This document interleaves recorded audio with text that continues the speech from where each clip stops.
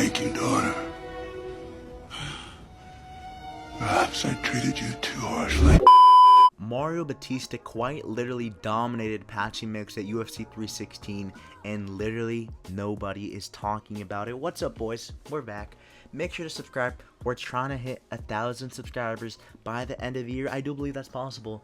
But I want to talk about this Mario Bautista performance at UFC 316 because no one is talking about it. And literally, Mario Bautista is the dark horse of 135. That might be a hot take. That might be a casual take. But the narrative around Mario Bautista before this fight was that he's some boring grappler. He'll just smudge you against the cage.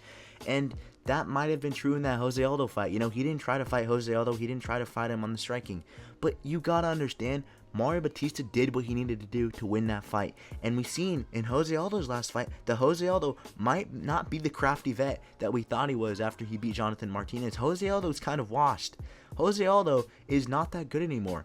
Mario Bautista just compromised Jose Aldo that entire fight, and I think it's time that we all start calling that Mario Bautista fight versus Jose Aldo a robbery and acknowledge that Mario Bautista truly is someone who is actually a contender at Bantamweight. And I know a lot of you guys aren't going to like that, but I speak for all of us when I say we all owe an apology to Mario Bautista because the kid genuinely is good. What he did to Patchy Mix, he shut down Patchy Mix completely. He did the complete opposite of what he did in the Jose Aldo fight. He fought him man-to-man in the feet. He didn't even clinch once in this fight. And I'll play the clip for you guys. Here's the clip.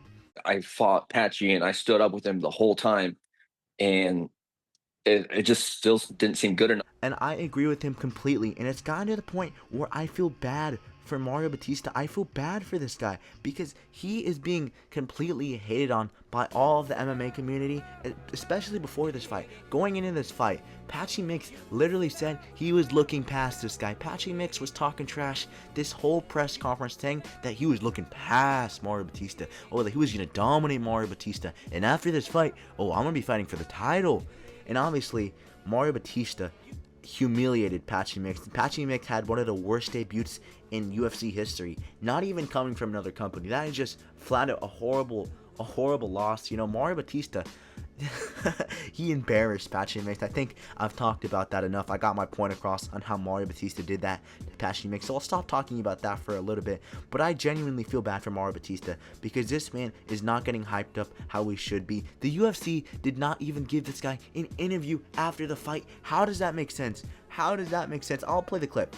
Were you disappointed you didn't get a post-fight interview? A little bit, you know, afterwards. Dude, all the people, if any of the fans knew this kid, he's been grinding for a long time. He's been working he was working a full-time job most of his like professional career. Safe line play. Full-time job, would head to the gym and work hard. Yep. The most humble, good friend, good teammate, good family man. Like the guy is a fucking good dude, and god damn it. I agree with Ariel Helwani completely. They had no reason to cut this guy off. They had no reason to not give this guy a post-fight interview. And honestly, imagine Mario Bautista gets on that mic and pulls some Colby Covington type of performance on the mic, like when Colby Covington was in Brazil. He said, "Brazil, you're a dump. All you filthy animals suck." Imagine Mario Bautista got on the mic and just started talking trash. "I humiliated your boy Jose Aldo. I went out there and dog walked your boy Patchy Mix. Dana, you egghead, give me a title shot now." This guy, he can be on some Colby Covington type of run, just embarrassing everyone on the mic. This guy just needs a trash talk. It fits his persona completely, dude. And if Mario Bautista wants to become a heel and just trash talk, this kid can get a title shot pretty soon. And I do believe that Mario Bautista has some very winnable matchups at bantamweight. I'm gonna go over his potential fights. You know, a lot of people are saying that Mario Bautista, he should fight Chito Vera. They should rebook that fight, and I don't know if I necessarily agree with that fight. I think that the UFC should more so go with the Figgy fight. I think this kid needs a bigger step up. Mario Bautista risked his ranking when he fought an unranked competitor from another company. It was his first fight in the UFC. He took a huge risk. He fought someone who it was their first fight in the UFC, and this guy was on a nice 7-fight winning streak. People need to acknowledge that. People need to acknowledge how Mario Bautista took a huge risk and such little reward. He's not, what's his reward, dude? Mario Bautista literally just went up 1 spot in the UFC rankings. Well, are you kidding me, dude? The kid deserves more. I think he took a huge risk, and it is okay to give this man a big step up in competition. Give this guy a Song Yadong. Give this guy a Figgy. And while we're at it, let's go over the potential wins that I see this guy racking up. So we'll start off with everyone behind him.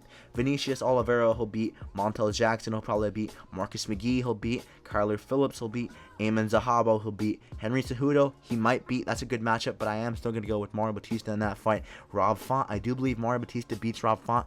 Chito Vera, I do believe that Mario Bautista does defeat Chito Vera, probably with ease. Devison Figueiredo, Figgy, he's coming off a nasty knee injury. He didn't look that sharp in that Corey Sandhagen fight for the time we saw. I am taking Mario Bautista in a fight against Devison Figueiredo. Song Yadong at number 5. Call me crazy, but I'm taking Mario Bautista against Song Yadong. We have the number 4 spot. Corey Sandhagen probably is going to fight for a title next, so we don't really have to worry about this matchup. But Corey Sandhagen versus Mario Bautista, we've seen this fight before. That was Mario Bautista's first fight in the UFC. He got submitted with an armbar, but call me crazy, Mario Bautista had some good moments in that first fight. I do believe on his day, Mario Bautista can potentially propose a threat against Corey Sandhagen. You look at the top three, I think it's a little bit more far-fetched to say, oh bro, Mario Bautista can beat the top 3 of the division. That's not what I'm saying, but we'll go over these matchups. You know, Peter Yan versus Mario Bautista, it's a hard matchup, and actually that's a pretty favorable matchup for Mario Bautista. And then we have your Umar Nurmagomedov. That's probably a loss for Mario Bautista. We have your Sean O'Malley, probably a loss for Mario Bautista. And obviously your Merab Dvalishvili, probably a loss for Mario Bautista. But even then, Mario Bautista is on an 8-fight winning streak. He's shown improvements in his striking. He's shown improvements in the clinch game. He's shown improvements in his jiu-jitsu even. In a fight against Merab Dvalishvili, that is not too far ahead in the future. And call me crazy, but him versus Merab Dvalishvili would be closer than most people think. That is my take on Mario Bautista. I think this kid needs to be getting way more credit than he is getting. And if you guys disagree, let me know. If you agree, let me know in the comment section down below. And thank you boys for watching. MMA Outpost out.